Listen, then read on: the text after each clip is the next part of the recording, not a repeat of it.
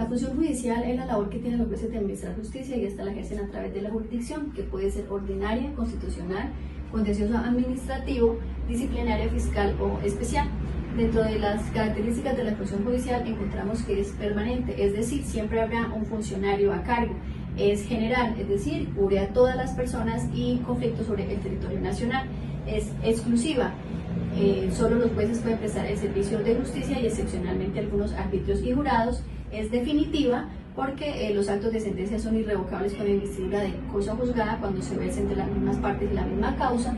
Imparcial porque debe ser equitativa y objetiva en el fallo, e independiente porque debe ser autónoma de las otras ramas del poder público. ¿Cómo se realiza? Desatando conflictos, buscando solucionar el conflicto a través del juez, dando certeza a un derecho, es decir, para hacer efectivo un derecho inalienable, o a través de la ejecución forzosa para que se haga respetar un derecho violado. Dentro de la importancia está que tiene unas características, que es que la ley es general, impersonal y abstracta. Dilucidar el contenido de la norma se da cuando, aunque existen normas del siglo pasado, el juez puede buscar su ajuste a la realidad actual. Y crear norma procesal cuando lo amerite, es que cuando hay vacíos normativos se podrá recurrir a casos análogos a los principios constitucionales o a los del derecho procesal. La jurisdicción es el poder del Estado para administrar justicia. Su fin es proteger la libertad y el orden jurídico, siendo la jurisdicción una sola, una unidad aplicada a uno u otro caso. Dentro de sus características está que es autónoma por la soberanía del Estado, es exclusiva de él y no pueden ejercerla los particulares, y es independiente de las otras ramas del poder público. Su elemento subjetivo lo constituyen los jueces, funcionarios y las personas que intervienen en el proceso. Es formal porque sigue unos procedimientos, y es material porque atiende a los fines y la esencia del proceso. Dentro de sus poderes está que el juez tiene el poder de solicitar y evaluar los aportes en el proceso para tomar su decisión. El de coerción, que en caso de ser necesario el juez podrá usar la fuerza ante la negación a cualquiera de sus peticiones. Decisión, que tiene la facultad de resolver las controversias que ante él se presente para hacer efectiva la justicia. Y el de ejecución, para hacer que se cumpla la decisión de su sentencia.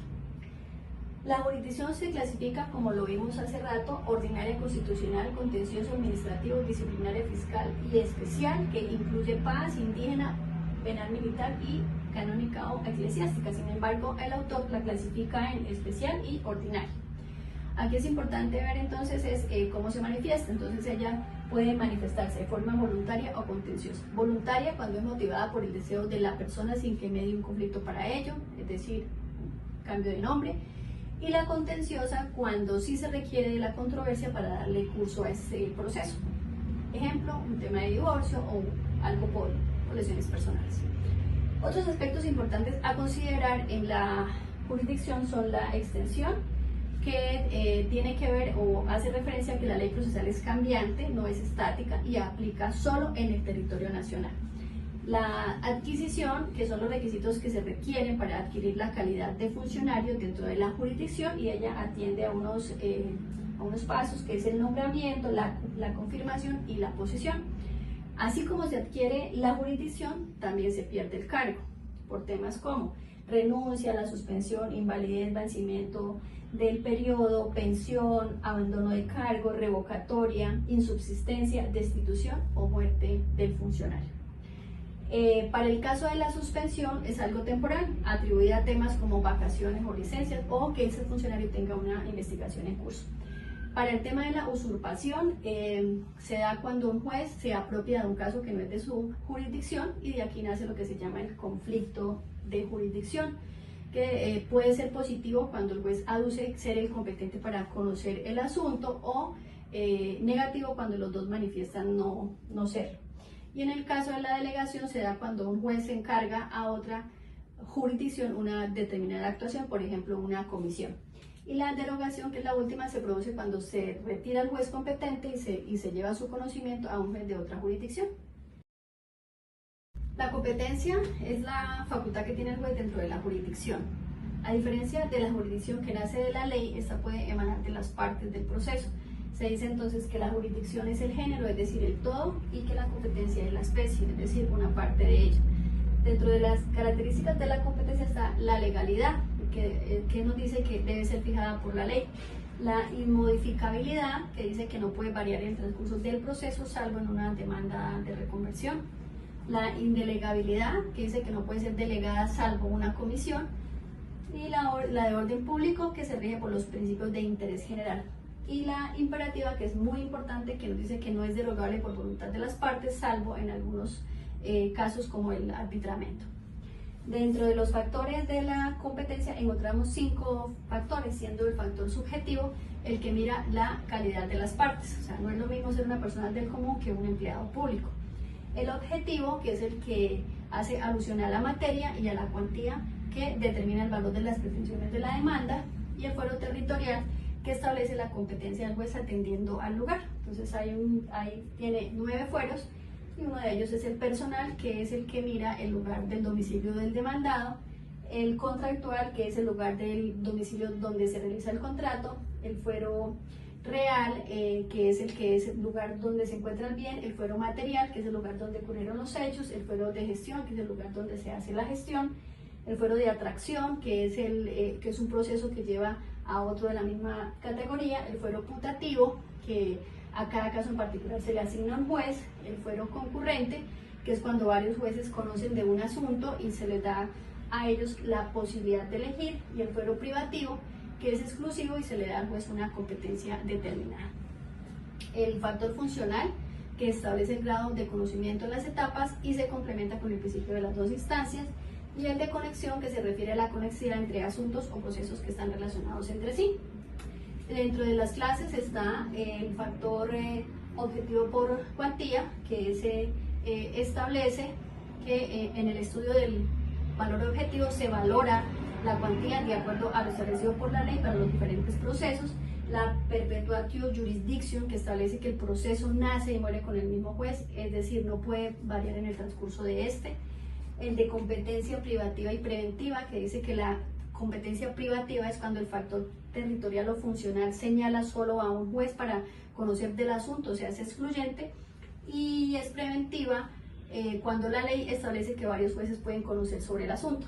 La competencia interna es cuando hay división del trabajo y sus funciones diferentes de la jurisdicción, entonces se le conoce a ello como reparto de negocios. La competencia externa es cuando hay división del trabajo y reparto de los asuntos, pero entre distintos jueces y tribunales. La competencia legal, cuando es la que tiene el juez en virtud de la ley, que es la competencia por delegación, es cuando un juez o un tribunal competente faculta a otro de la misma jurisdicción para la práctica de una diligencia. La competencia panorámica es la competencia del superior para la apelación que se quiera promover por una sentencia desfavorable para el apelante.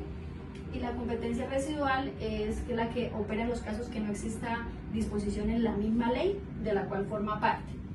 La competencia también se puede perder. Entonces, la competencia se pierde por impedimentos o recusaciones del juez, por terminación del proceso o por delegación, y por pérdida de la jurisdicción. También por suspensión de la competencia. Entonces hay suspensión cuando de manera transitoria o absoluta. Entonces para todos los asuntos es absoluta o relativa para uno en especial o para algunos en especial. Por ejemplo, puede haber suspensión en casos como vacaciones, como licencias o como una suspensión como tal.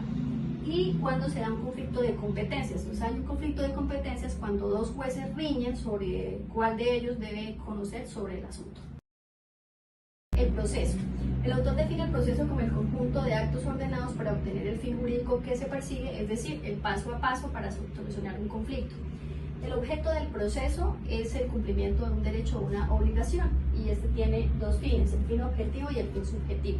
El fin objetivo es la actuación por medio del derecho objetivo para la protección de la seguridad y la justicia social, y el subjetivo es la tutela de las libertades o el derecho subjetivo. Respecto a su naturaleza existen varias teorías que vinculan la naturaleza procesal a la contractual. La primera, que es la teoría contractual pura, establece que el proceso es un contrato y que generalmente el asentimiento de las partes no es un verdadero consentimiento. La segunda, que es la cuasi contractual, Por el contrario, establece que el proceso no es un contrato y que los vínculos surgen unilateralmente, y es la que hace referencia a lo que se llama litio contestatario. En relación del proceso como relación jurídica, este encierra derechos y obligaciones entre las partes, puesto que se trata de una relación jurídica. Sin embargo, se riñe si los vínculos son entre el juez y las partes o solo entre las partes. Además, se exige que concurran los presupuestos procesales. Como situación jurídica, se establece por el contrario que los presupuestos procesales no pueden ser condición para que el proceso para que surja, ya que estos se discuten dentro de este, y el proceso se desenvuelve de situación en situación, produciendo entonces determinadas cargas y expectativas para que se lleve a cabo esta decisión judicial. Como institución jurídica, define que el proceso es un conjunto de actividades que relacionan una idea común y una objetiva para satisfacer una pretensión en relación con las voluntades de los sujetos. Entonces, pero pues en realidad esta se considera poco práctica. Respecto a los elementos del proceso están el elemento subjetivo, que tiene relación con los sujetos procesales, es decir, el juez y las partes; el elemento objetivo, que son las pretensiones del demandante; y en la actividad que se da por iniciativa de las partes y se lleva a cabo durante todo el proceso. Además de esto, pues existe una clasificación del proceso en 6 tipos, según el derecho, según el fin, según sus funciones, por existencia o no del litigio, por el número de sujetos y por la clase de jurisdicción. Cuando se habla según el derecho es según el tipo de proceso, entonces si es civil, penal o laboral, es según la materia. Y según el fin, entonces está el dispositivo, que es el que nos dice que cuando el juez decide con base en su entendimiento de la justicia y no existe una regulación expresa para su decisión. El declarativo puro, que es en este proceso no hay un demandado, la parte actora se considera la peticionaria, se da, por ejemplo, en el caso de que se pida la corrección de un nombre. El declarativo de condena, que es todo proceso donde se imponga al demandado el cumplimiento de la sentencia. Los declarativos constitutivos, que determinan la naturaleza, la transformación o la pérdida de una relación jurídica, ejemplo, el divorcio, o si se pasa de soltero a casado, etc. El mixto, que es cuando concurren varios tipos de proceso en uno solo. Según las funciones, que es el de conocimiento, que las partes llevan a conocimiento del juez el asunto y la pretensión. Entonces estos son los que se llaman declarativos puros y los constitutivos. Los ejecutivos, que es la parte ejecutante, presenta la demanda con pruebas y solicita se le haga efectivo su derecho. Los cautelares, que buscan salvaguardar la vida e integridad de las personas o la existencia de las cosas. Ejemplo, un secuestro de bienes. Por existencia o no del litigio, que son los represivos, que son aquellos en donde se aplica la fuerza. Ejemplo, un embargo de bienes o una captura de un sindicado. Los preventivos, que son los que buscan salvaguardar la integridad de las personas. Los singulares, que son los que interviene un solo demandante y un solo demandado en el proceso. Y los colectivos o plurales, que son que existen varios sujetos procesales dentro de las partes.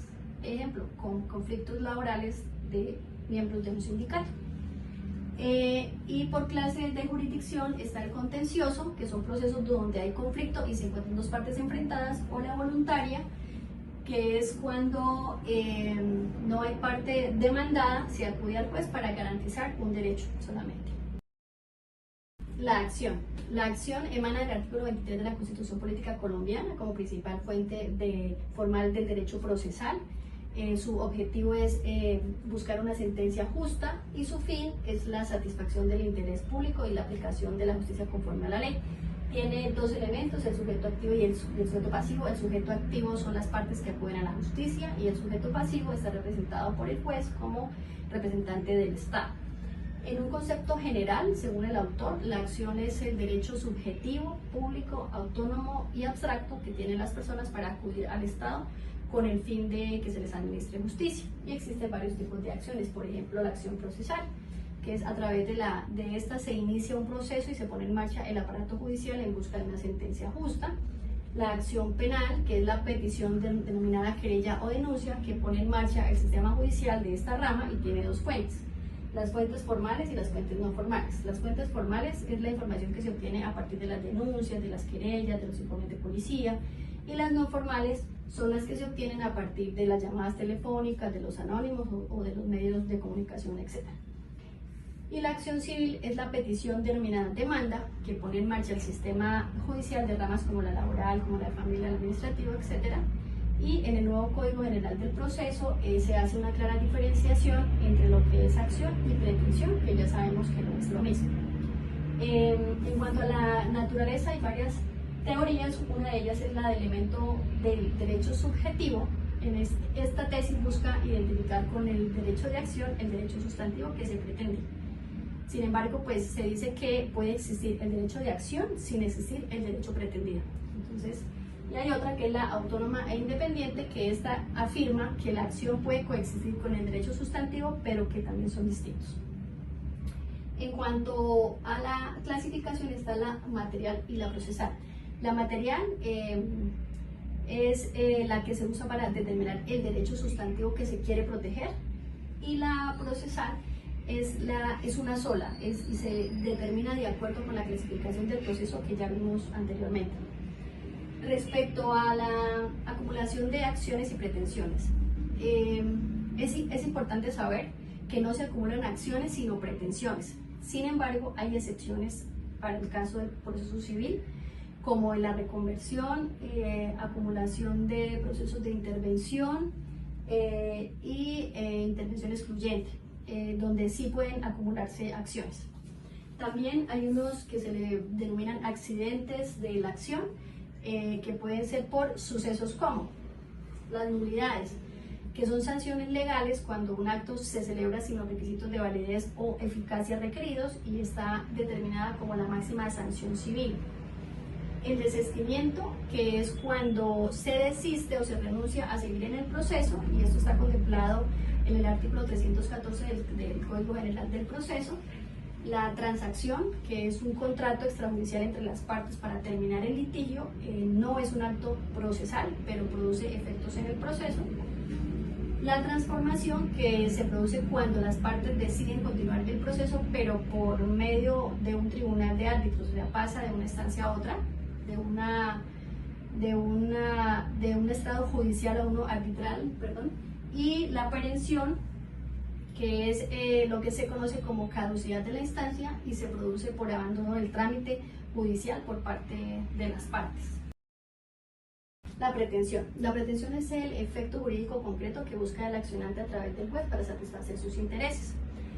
En cuanto a su naturaleza jurídica, podemos decir que la pretensión no es un poder, sino un acto de voluntad fundada o infundada, y estas se clasifican al igual que los procesos. Dentro de los elementos de la pretensión está su objeto, la cosa material que se pretende conseguir, y la razón de hecho y de derecho. Y su finalidad es conseguir una sentencia favorable para el accionante. Los sujetos de la pretensión, a diferencia de la acción, son el demandante como sujeto activo y el demandado como sujeto pasivo, a diferencia de la acción donde el sujeto pasivo era el juez. Por su parte, la oposición es un acto de voluntad del demandado mediante el cual se opone a la pretensión del demandante, es decir, es el derecho de contradicción. Su finalidad es lograr una sentencia favorable para el demandado en detrimento de su contraparte, o sea, del demandante. Y se puede ejercer en campos como el civil, penal, entre muchos otros. Respecto a la excepción, es el caso en el que el demandado acepta el litigio, pero traslada su discusión a otro campo como el jurídico. Es utilizada por este como medio de defensa o para desvirtuar la acción del demandante.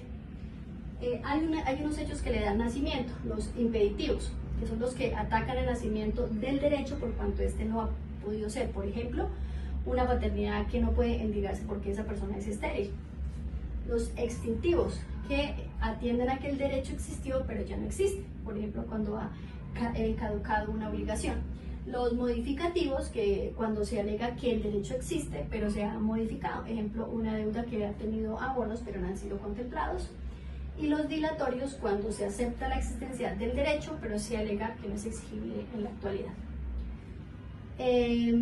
Su naturaleza jurídica básicamente está en sacar la discusión de los terrenos del demandante para llevarlos a otro e impedir que nazca el derecho pretendido por este. En cuanto a la clasificación, se dan según el sistema procesal, que pueden ser perentorias, que son las que persiguen que se declare la extinción de la obligación; dilatorias, que son aquellas que se dirigen contra la pretensión alegando vicios de fondo; las absolutas o relativas. Las absolutas se refieren a hechos que pueden ser alegados por las partes del proceso, y las relativas a que solo pueden ser alegados por alguno de ellos. Las sustanciales, que son los hechos que atienden al derecho sustancial pretendido; y las procesales, que se dividen en dos, en definitivas y temporales. Las definitivas, que buscan la terminación concluyente del proceso, y las temporales, que buscan suspender el caso de manera transitoria.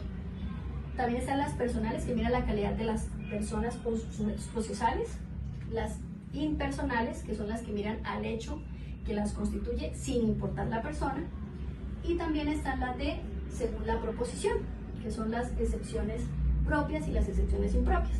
Las excepciones propias son las que requieren invocación expresa por parte del demandado, y las excepciones impropias se dan cuando el funcionario puede reconocerla por haberse demostrado el hecho que le dio nacimiento. También están según su legitimación, que corresponde al interés legítimo de las partes, que son las personales y las reales. Las personales son las excepciones que solo pueden invocar un determinado demandado, y las reales son las que pueden proponer cualquiera de varios demandados, ya que los afecta de forma igual.